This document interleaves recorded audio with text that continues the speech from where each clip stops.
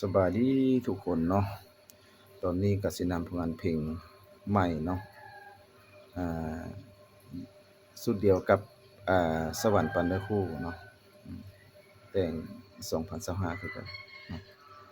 าะเป็นจั่งใดสิม่วนหรือบ่ม่วนก็ช่วยเป็นกำลังใจให้ได้เด้อเนาะ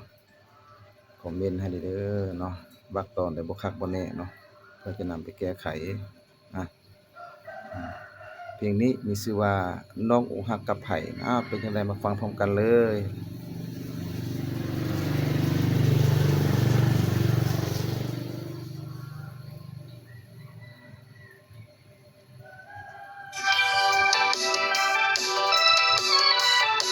ลำวงสามัคคีคือจังหวัดสามซ่าเด้อ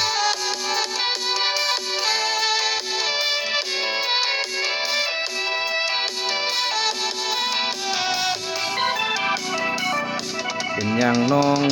ล่ะคือมานั่งเศร้ากอดเขาน้ำตาน้องเบานั่งเศร้าให้เฮ็ดหยังบอกอ้ายได้ดู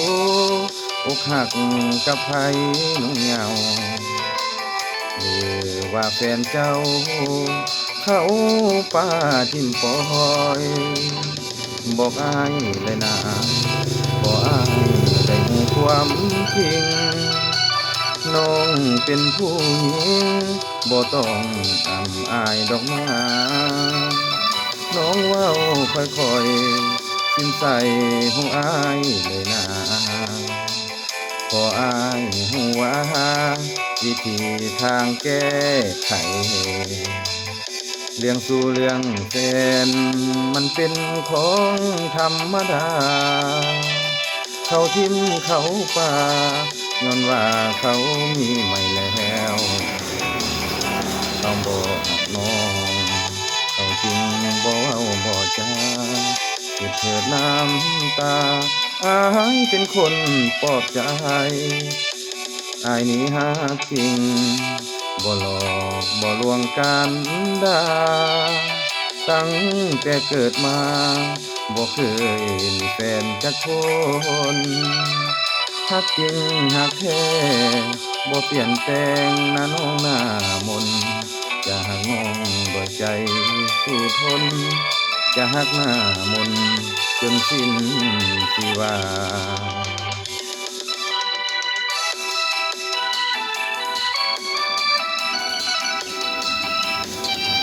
เอาเกี่ยวเกี่ยว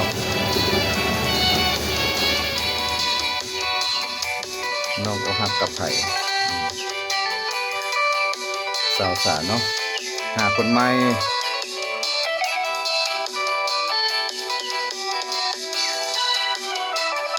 เรื่องสู่เรื่องแฟนมันเป็นของธรรมดา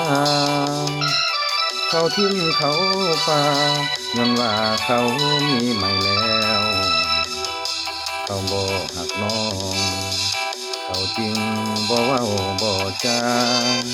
สุดเถิดน้ำตาอายเป็นคนปลอบใจอายนี่ฮักจริงบ่หลอกบ่ลวงกันดาตั้งแต่เกิดมาบ่เคยมีแฟนจักคนทั้งน้องหักแท้บ่เปลี่ยนแปลงนะแม่หน้ามนต์จะหักน้องด้วยใจท่วมทนจะหักหน้ามนต์จนสิ้นชี